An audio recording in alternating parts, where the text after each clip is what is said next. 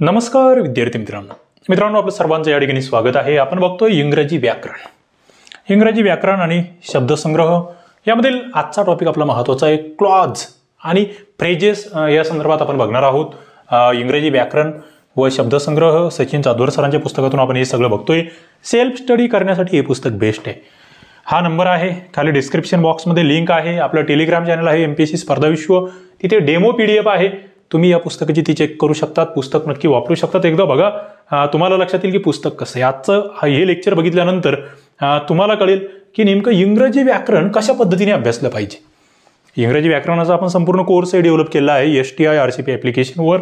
आपलं हे Telegram channel आहे एमपीएससी स्पर्धा विश्व, त्या ठिकाणी जाऊनही तुम्ही याच्या आधीचे लेक्चर्स बघू शकतात।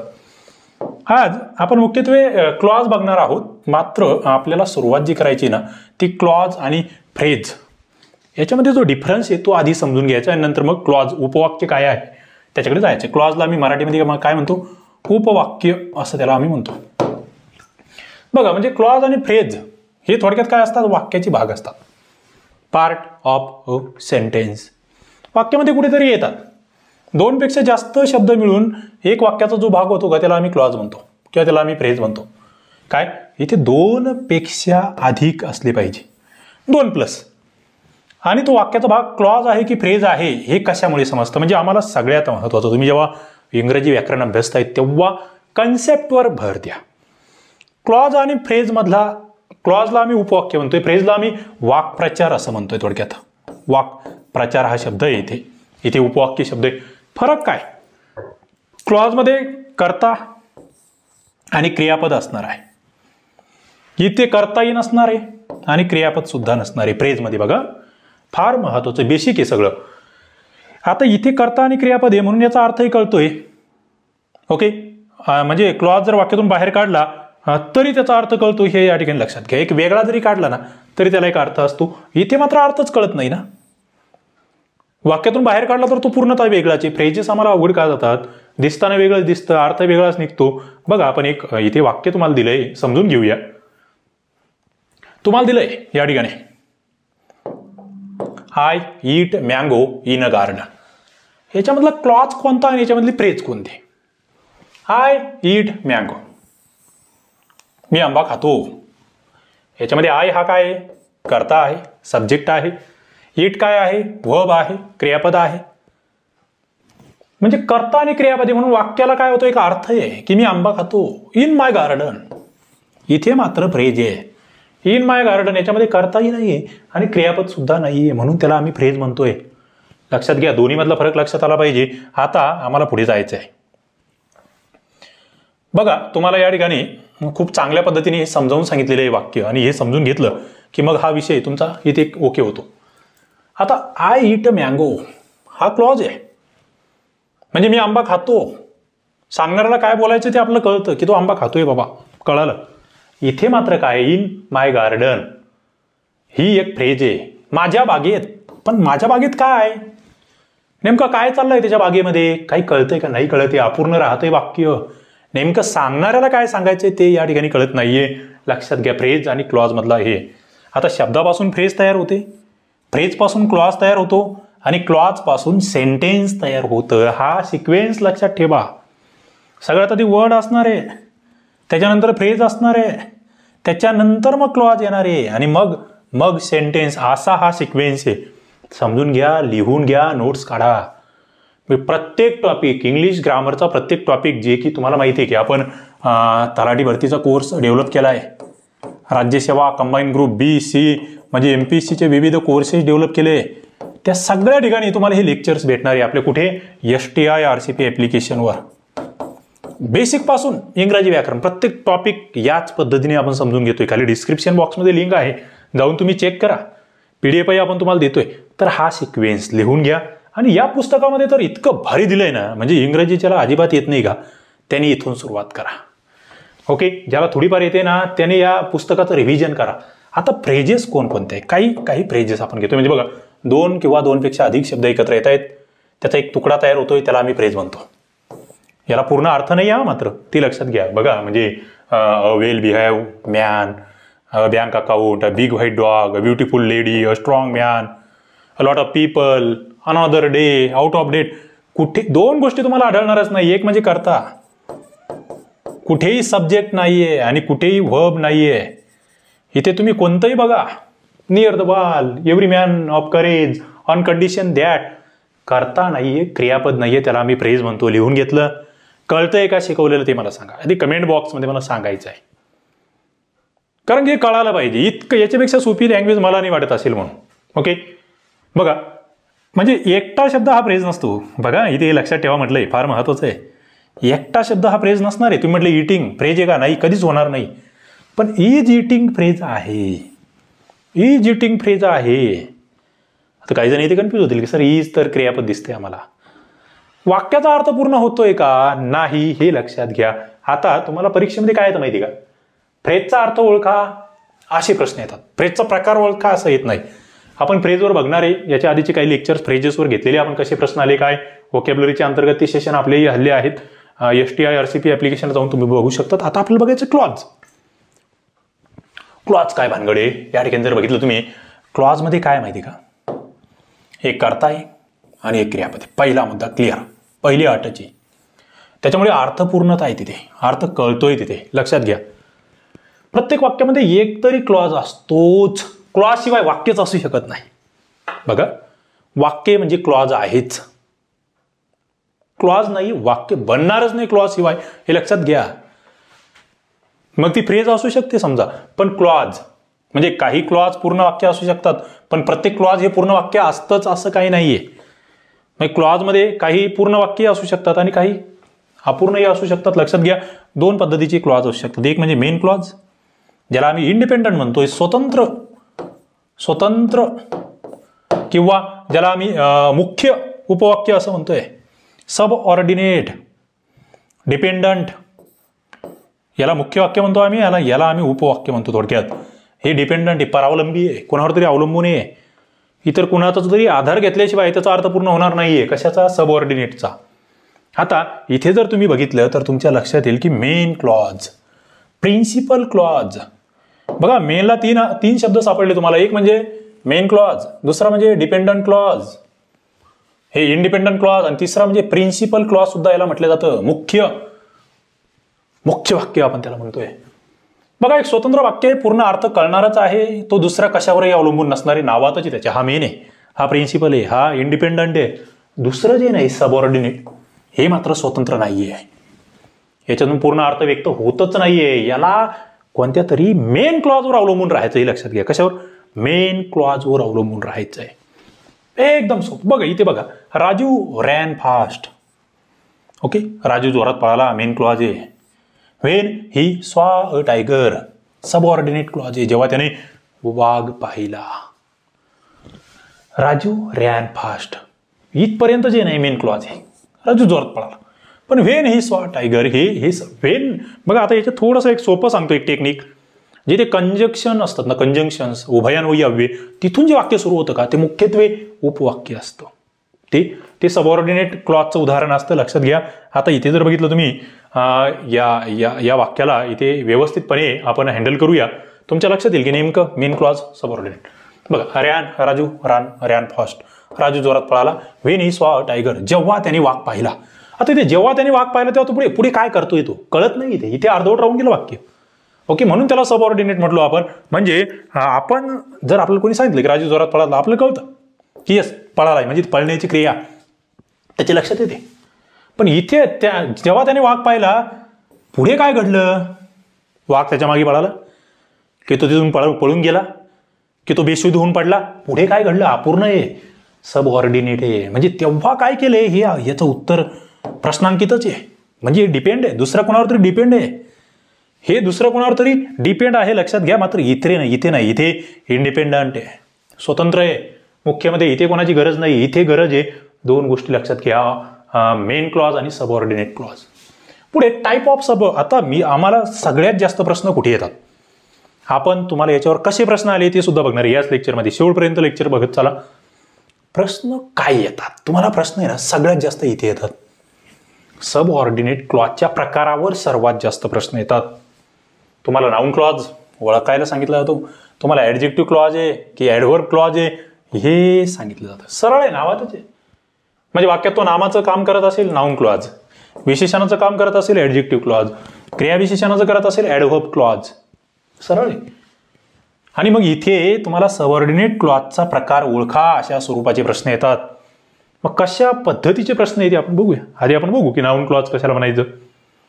बघा, नाउन क्लॉज ओळखायचा कसा. परीक्षेमध्ये आमचा उद्देश काय, परीक्षेमध्ये आमचं उत्तर बरोबर आलं पाहिजे. नाउन क्लॉज ओळखायचा कसा, सोपं आहे एकदम. बघा, जेव्हा क्रियापदाला काय व्हाटने प्रश्न विचारला जातोय, कोण हुने प्रश्न विचारला जातोय, कोणाला हुमने प्रश्न विचारला जातोय आणि त्याचं उत्तर जे येतं ना त्याला आम्ही नाउन म्हणतो. कोण, काय, कोणाला याचं उत्तर काय ते नाउन क्लॉज येते. म्हणजे बघा आपण बघूया, खूप एकदम जबरदस्तपणे या ठिकाणी दिलेलं आहे. आय लाईक केक, मला केक आवडतो. I like what I see, मी जे पाहतो ती मला आवडते. I like what I see. बघा इथे जर बघितलं ना तुम्ही, केक, केकची तुम्हाला जात विचारली, part of speech. I like what I like, मला आवडते काय, तर केक. उत्तर काय आलं, नाऊन आलंय. केक हा नाऊन आहे म्हणून या ठिकाणी हा काय आला, नाऊन क्लॉजचं उदाहरण झालं. I like what I see. Clause कोणत्या प्रकारचा, आय लाईक काय, व्हॉट मला काय आवडते असं विचारलं तर तुम्ही काय म्हणणार, व्हॉट आय सी, मी जे पाहतो ती मला आवडतं. मग व्हॉट आय सी हा काय झाला, नाउन क्लॉज झाला. म्हणजे बघा, व्हॉटने प्रश्न विचारला, त्यावेळेस हुने प्रश्न विचारला जाऊ शकतो, हुमने प्रश्न विचारला जाऊ शकतो. त्याचं उत्तर जे येणार आहे ते काय असणार आहे, नाउन क्लॉज असणार आहे. खूप सारे उदाहरणं दिले, जास्तीत जास्त उदाहरणांचा सराव करणे हाच याच्यावर प्रभुत्व मिळवण्याचा राजमार्ग आहे. तुम्हाला सर शॉर्टकट सांगा, नाही. सराव एके सराव, वह्या भरल्या पाहिजे, वळ्या काळ्या झाल्या पाहिजे आणि आपलं तेचे एकच ध्यास, फक्त अभ्यास, डिटेलमध्ये अभ्यास. तुम्ही यावेळेस राज्यसेवाप्रीचा पेपर द्या, कोणताही बघा, अभ्यास आहे ते टिकतात. बघा काही उदाहरण आहे नाउन क्लॉजचे. My greatest asset is that I am a hard worker. My greatest asset is what, माझी ग्रेटेस्ट असेट जे आहे, प्रॉपर्टी जी आहे ती काय, काय नाही प्रश्न विचारला वाटणे आणि उत्तर काय तर मग that I am a hard worker, मी कष्टाळू आहे, ही माझी ती असेट आहे. उत्तर बघा, हे नाउन क्लॉज आहे. Whoever spilled the milk should clean it up, should clean it up. What काय, काय तर whoever spilled the milk. Okay, त्याच्यानंतर be sure to send whoever interview you a thank you note. Be sure to send, कोणाला, कोणाला बघा, होमनी प्रश्न आहे, पुणे व्हॉटनी प्रश्न आहे, व्हॉटनी प्रश्न आहे. Whichever restaurant you pick is fine with me. What is fine with me, तर हे उत्तर येतं, हे जे की नाम असणार आहे. व्हॉटनी प्रश्न आहे, व्हॉटनी प्रश्न आहे, वेगवेगळे प्रश्न आहे. I wonder how long we should wait here. I wonder, कशाचं आश्चर्य वाटतंय, काय आश्चर्य वाटतंय, त्याचं उत्तर तुमचं जे ते नाउन क्लॉज असणार आहे. तुम्हाला या ठिकाणी अशा पद्धतीच्या जास्तीत जास्त उदाहरणांचा सराव करावा लागणार आहे. पुढे आपण जातो ऍडजेक्टिव्ह क्लॉज मध्ये. काय होतो बघा, पहिलं म्हणजे ऍडजेक्टिव्ह म्हणजे काय, विशेषण. विशेषण काय करतं, अधिक माहिती सांगतं. कशाबद्दल, नामाबद्दल किंवा सर्वनामाबद्दल, हे तुम्हाला माहित असलं पाहिजे.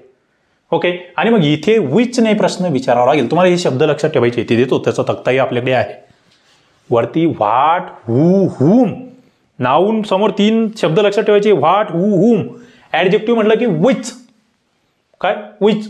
बघा, the happy boy dance on the road. Adjective, आनंदी मुलगा रस्त्यावर नाचला. विच बॉय, हॅपी बॉय, कोणता मुलगा. पुढे the boy who look happy dance on the road.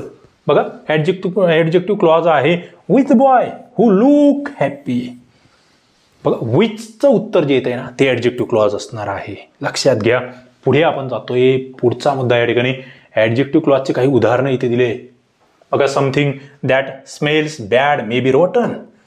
Which something, तर ते दॅट स्मेल बॅड. काय, काय, कोणते, कोणते असं म्हणूया आपण. विचचा अर्थ कोणते. This is the park where we can walk the dogs. Which park, कोणता park. Where we can walk the dog.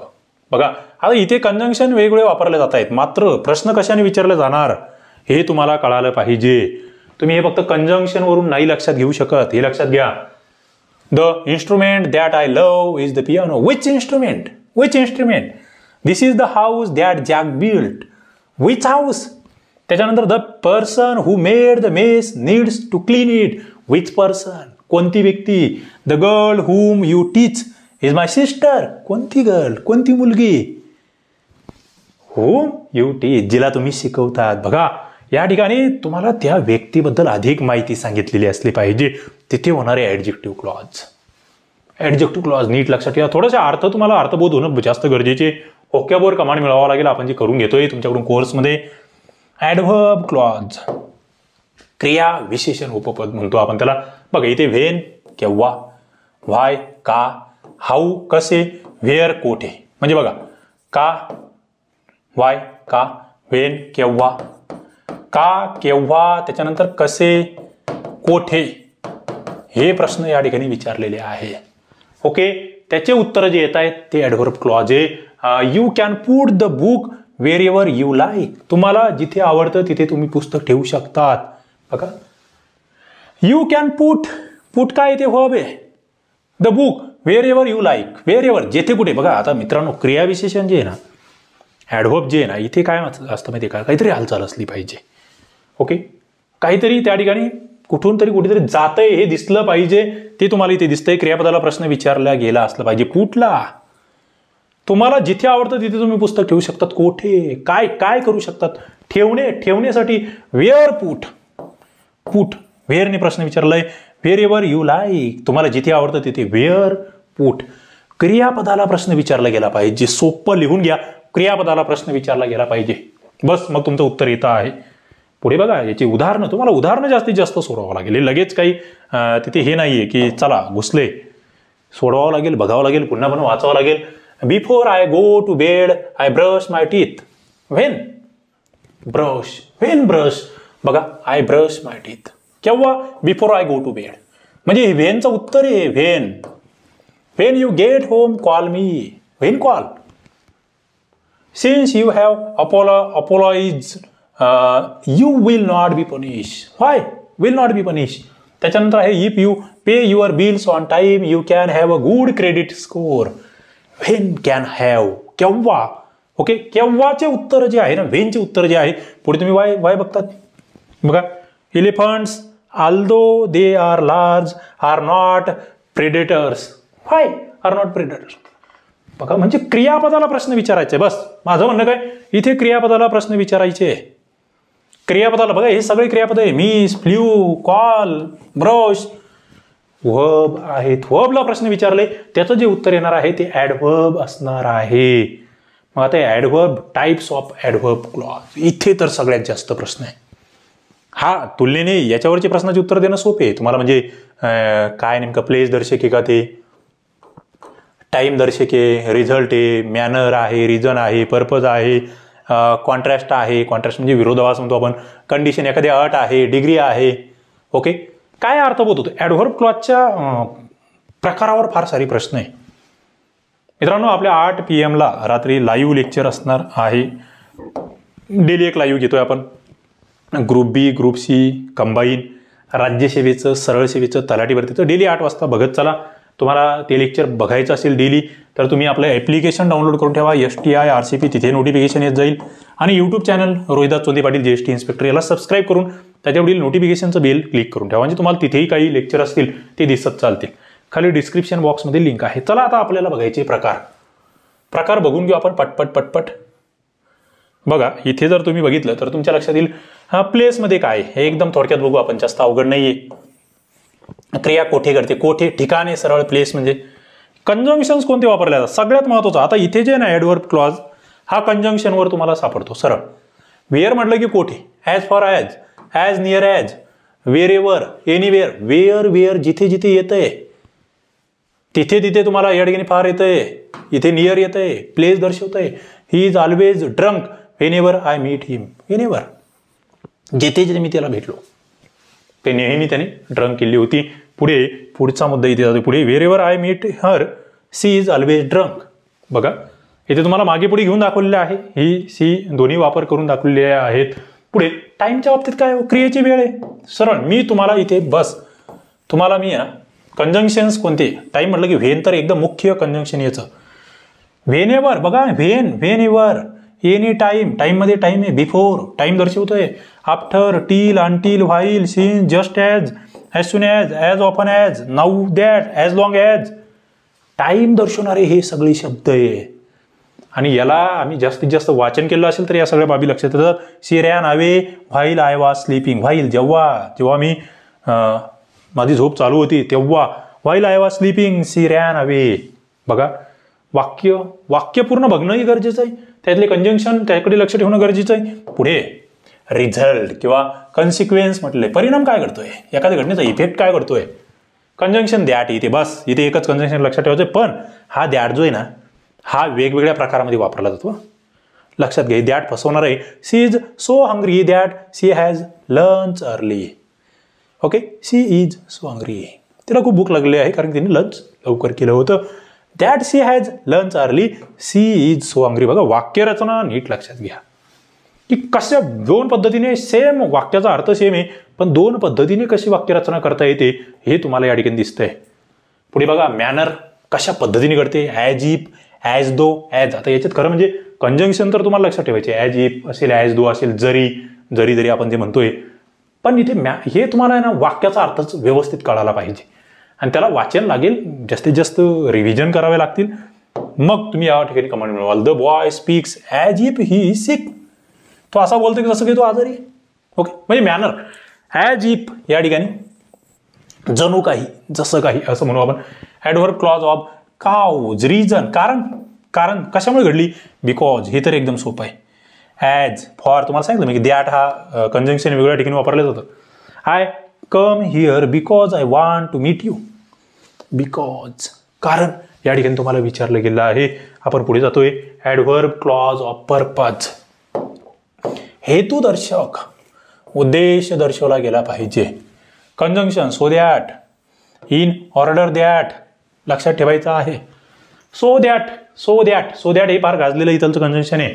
बघा, I tell him every day in order that he can remember. पुढे in order that he can remember I tell him every day. In order that हे या ठिकाणी लक्षात ठेवायचे conjunction कशासाठी, purpose, हेतू आहे एखादा, काहीतरी उद्देश आहे. पुढे ॲडव्हर्ब क्लॉज ऑफ कन्सेशन किंवा कॉन्ट्रॅस्ट म्हणतो आपण त्याला, म्हणजे थोडक्यात विरोधाभास, काहीतरी विरोधी घडतंय दोन वाक्यांमध्ये.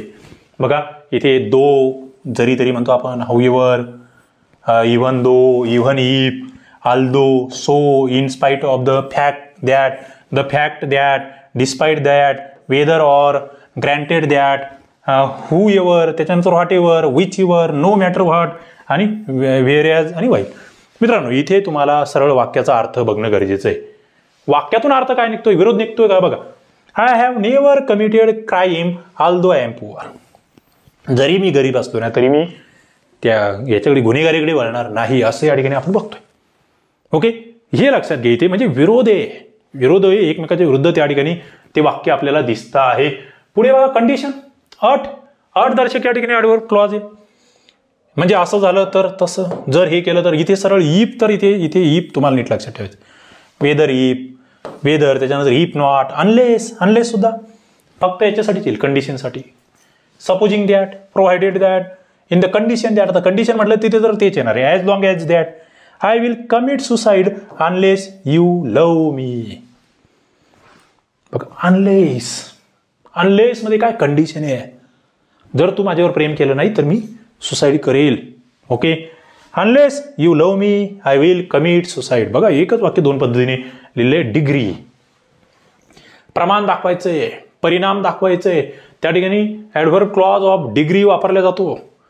मग डिग्रीमध्ये काय काय असू शकतं, according to as, according to how she will be paid, according to how she work. Okay, या ठिकाणी हे लक्षात घ्या. आता आम्हाला सगळ्यात महत्वाचं इथे हे 3 शब्द लक्षात ठेवायचे की क्लॉज ओळखायचा आहे. त्यासाठी प्रश्न बघा, नाउन क्लॉज साठी 3 प्रश्न तुम्ही विचारू शकता. एक तर व्हॉट, काय, हू कोण, होम कोणाला. ओके, ॲडजेक्टिव्ह क्लॉज मध्ये सरळ विच, आणि इथे ॲडव्हर्ब मध्ये व्हेन, वेअर, व्हाय, हाऊ आणि इतरही आहे. आपण बघितलं ॲडव्हर्ब मध्ये खूप सारे या ठिकाणी उत्तरं तुम्हाला भेटू शकतात. आता आपल्याला पुढे आहेत या ठिकाणी प्रश्न उत्तर. बघा या ठिकाणी तुम्हाला प्रश्न विचारलाय, PSI ला आलेला प्रश्न आहे. तुम्हाला काय विचारलं होतं, choose the correct clause to complete the sentence. बघा वाक्य पूर्ण करायचं आहे, योग्य क्लॉज ओळखा म्हटलं होतं. Nobody can tell dash. Nobody पासून सुरुवात आहे, इकडे कॅन वापरलेला आहे, तुम्हाला ओळखायचंय. How did he become so rich. बघा इथे हाऊ डीड ने सुरुवात आहे, इथे how he has become so rich, how has he become so rich आणि that how could he become so rich. मित्रांनो सरळ काय माहिती का, या ठिकाणी तुम्हाला वाक्य रचना योग्य आहे का तेवढं ओळखायचं होतं. बघा इथे जर तुम्ही बघितलं नो बडी कॅन टेल, इथे तुम्हाला डीड येणार नाही, सरळ कॅन आहे, भूतकाळाचा काही संबंधच नाहीये. इथे घोळ सगळा इथे, हे दॅटचाही हे कुडचाही विषय मिटला. हाऊ ही हॅज की how has he become so rich, तरी वाक्य योग्य येतं. हाऊ ही हॅज आधी कर्ता या ठिकाणी असणार आहे, आधी सब्जेक्ट असणार आहे. 2 नंबरचं उत्तर इथे येतं. पुढचा प्रश्न काय विचारलं माहिती का, he is the boy who broke the window. बघा who broke the window, underline clause is dash. बघा adverb clause, noun clause, adjective clause आणि मेन क्लॉज. मित्रांनो काय विचारलं काय एकदा बघा थोडंसं व्यवस्थित या ठिकाणी लक्ष द्या. ही is the boy who broke the window. कोण आहे तो, कोण विचारला, म्हणजे कोणाबद्दल तरी माहिती सांगितल्या गेलेली आहे. एखाद्या व्यक्तीबद्दल वस्तूबद्दल माहिती सांगितलं जात असेल त्याला आम्ही विशेषण म्हणतो. ॲडजेक्टिव्ह क्लॉजचं हे उदाहरण आहे. काय ॲडजेक्टिव्ह क्लॉजचं हे उदाहरण आहे, लक्षात घ्या. आपण इथे बघितलेलं आहे. या ठिकाणी विच ने प्रश्न विचारला जाणार आहे. पुढचा प्रश्न आहे choose the correct answer to name the clause. बघा underline in the given sentence, he knows why she was late. बघा ही नोज, त्याला माहिती आहे की ती का लेट झालेली आहे. ॲडव्हर्ब क्लॉज ऑफ रिझन, त्याच्यानंतर कोऑर्डिनेट क्लॉज, नाउन क्लॉज आणि ॲडव्हर्ब क्लॉज ऑफ पर्पज. मित्रांनो वाक्य नीट वाचा, वाक्याकडे नीट बघायचं. इथे जर बघितलं ही नोज, त्याला काय माहिती आहे, व्हाटने प्रश्न विचारला जातोय आणि व्हाटने प्रश्न येत असेल तर एकच उत्तर येतं, ते म्हणजे नाउन क्लॉज. बघा इथे चुकायचं नाहीये, मी तुम्हाला एवढं शिकवलं, तुम्ही सगळं लेक्चर बघितलं असेल तर या ठिकाणी या प्रश्नाचे उत्तर चुकणार नाही. Do you know the magazine that health is wealth. Do you know. बघा here that health is wealth is noun clause which is. बघा तुम्हाला सांगितलं की दॅट हेल्थ इज वेल्थ हा नाउन क्लॉज आहे, पण काय आहे तो, in opposition to the noun, nominative of address, the subject of verb की the object of the verb. बघा थोडंसं पुढे जाऊन, मी तुम्हाला आजच्या लेक्चरमध्ये जे शिकवलं त्याच्या थोडंसं पुढे जाऊन तुम्हाला विचारलं गेलंय. या ठिकाणी काय म्हणणार आहोत त्याला, काय नाउन क्लॉज मधलं काय, do you know the magazine that health is wealth. मित्रांनो या ठिकाणी आहे in apposition to the noun. In apposition to the noun हे उत्तर या ठिकाणी लक्षात ठेवायचं. पुढे point out the noun clause in the sentence, I fear that I shall fail. तुम्हाला काय ओळखायचं, नाउन क्लॉज ओळखायचं आहे, बस सोपं. I fear that I shall fail. 5 नंबरचा प्रश्न या ठिकाणी आहे. सरळ तुम्ही या ठिकाणी जर वाक्य व्यवस्थित बघितलं तर तुमच्या लक्षात येईल की दॅट पासून जी सुरुवात होते नाउन क्लॉज एकतर कंजंक्शनने जोडलेला असतो, दॅट आय शॅल फेल, तो तुम्हाला इथे लक्षात येणार आहे, दॅटने जोडलेला आहे. पुढे identify the type of clause, underline from the alternative given. बघा Duncan having retire for the night, Lady Macbeth put her sinister plan into effect. बघा कुठपर्यंत तुम्हाला काय अंडरलाइन केलेला जो भाग आहे त्याचा क्लॉज ओळखायचा आहे. नाउन आहे, रिलेटिव्ह क्लॉज आहे, ॲडव्हर्बियल क्लॉज आहे की कंपॅरेटिव्ह क्लॉज आहे. आता इथे जर थोडंसं तुम्ही लेक्चर जर नीट बघितलं असेल तर तुमच्या लक्षात येईल की अरे रिलेटिव्ह क्लॉज तर आपण पाहिलेलाच नाहीये किंवा कंपॅरेटिव्ह क्लॉज आपण पाहिलेलाच नाही, 2 तर कट झाले. आता नाउन आहे की ॲडव्हर्ब क्लॉज आहे. Duncan having retired for the night, Lady Macbeth put her sinister plan into effect. मित्रांनो इथे सरळ जर तुम्ही बघितलं तर हा ॲडव्हर्ब क्लॉजचा एक प्रकार आपल्याला दिसतो आहे. काय ॲडव्हर्ब क्लॉजचा हा प्रकार आहे, लक्षात घ्या. आपण पुढे जातोय द ॲडव्हर्बियल क्लॉज. आता ॲडव्हर्बियल हा शब्द कशासाठी वापरला माहिती का, जे ॲडव्हर्ब बघितलं ना आपण क्लॉज त्याचाच हा एक भाग आहे. इथे तुम्हाला विचारलंय प्लेस इन द स्टेटमेंट. बघा he went to a place where he was able to get recognition and name his. सरळ तुम्हाला सांगितलं की बाबा ॲडव्हर्बियल क्लॉज जो आहे तो या वाक्यातला कोणता आहे. तुम्हाला दिलंय की ही वेंट अ प्लेस, त्याच्यानंतर म्हणजे एवढं दिलंय. त्याच्यानंतर a place where he was able to get recognition and name. त्याच्यानंतर दिलंय where he was able to get recognition and name. Okay. त्याच्यानंतर he went to a place where he was able to get recognition and name. सरळ व्यवस्थित या ठिकाणी जर तुम्ही निरीक्षण केलं तर तुमचं उत्तर येतं. काय उत्तर येतं? सुरुवात कुठून झाली आहे? वेअर पासून सुरुवात झाली आहे. इथून कंजंक्शनच्या पुढे आपल्याला माहिती आहे की तुमचं काय असणार आहे? क्लॉज असणार आहे. सरळ सरळ मुद्दा आहे. मग वेअर पासून सुरुवात होणारं वाक्य कोणतं आहे? सरळ एकच वाक्य इथे, where he was able to get recognition and name. जसंच्या तसं वाक्य आहे. वेअर पासून पुढचा सगळ्यात सोपा प्रश्न. पुढे आपण जातोय. पुढचा प्रश्न आहे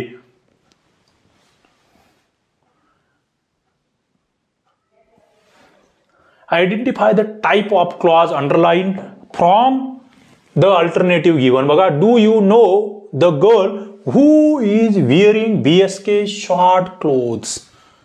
do you know the girl who is wearing BSK short cloth? तुला ती माहिती? बघा, adverbial clause, comparative clause, noun clause की ॲडजेक्टिव्ह क्लॉज? व्यवस्थित लक्ष द्या. उत्तरापर्यंत तुम्ही पोहोचलेले असणार आहात. मित्रांनो, काय आहे? कुणाबद्दल तरी माहिती विचारलेली आहे. कुणाबद्दल तरी माहिती असेल ना, अधिक माहिती असेल ना, तर ते आम्ही ॲडजेक्टिव्ह क्लॉज. कोण? ॲडजेक्टिव्ह क्लॉज या ठिकाणी लक्षात ठेवायचं आहे. एवढे या ठिकाणचे प्रश्न पुढेही आहेत, ते आपण पुढच्या लेक्चरला बघत चालू. नक्की तुम्हाला हे लेक्चर आवडलेलं असणार आहे. आवडलं असेल, तुम्हाला इंग्रजीचा पूर्ण अभ्यास करायचा असेल एकदम बेसिक पासून, तर STI RCP ॲप्लिकेशन आहे. आणि देवा हे सचिन जाधवर सरांचं हे जे पुस्तक आहे इंग्रजी व्याकरणाचं, ते तुम्ही घेऊ शकतात. खाली डिस्क्रिप्शन बॉक्समध्ये लिंक आहे. चला, एकदा लाईक करा, शेअर करा. तुम्ही इंग्लिशला भरभरून जो रिस्पॉन्स देत आहेत त्याबद्दल अगदी मनापासून तुमचे धन्यवाद. इथे आपण थांबूया. थँक्यू.